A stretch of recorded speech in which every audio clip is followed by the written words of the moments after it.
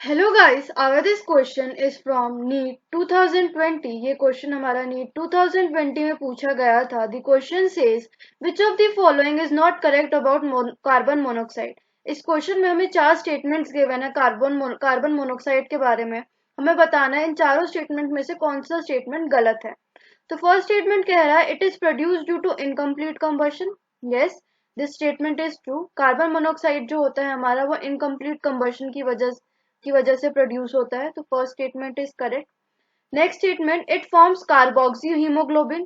Second statement भी correct है। जब हमारा कार्बन मोनोऑक्साइड एक ह्यूमन बॉडी में एंटर कर जाता है तो वो ह्यूमन हीमोग्लोबिन के साथ मिक्स होकर कार्बोक्सी हीमोग्लोबिन बना लेता है। So second statement is also correct.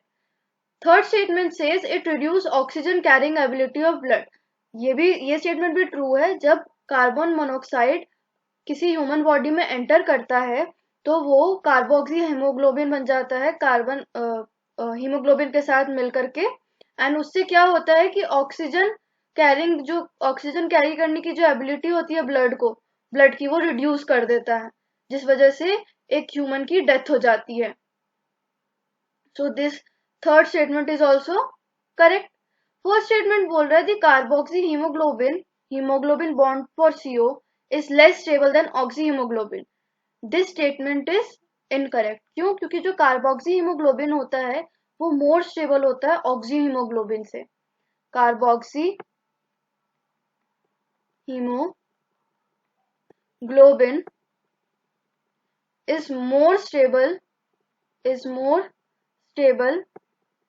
than oxy hemoglobin. तो जो फोर्थ स्टेटमेंट है वो फोर्थ स्टेटमेंट हो गई हमारी incorrect. So the required correct option for this question is fourth, which is the required answer. Thanks for watching our channel. Please like, share and subscribe the channel.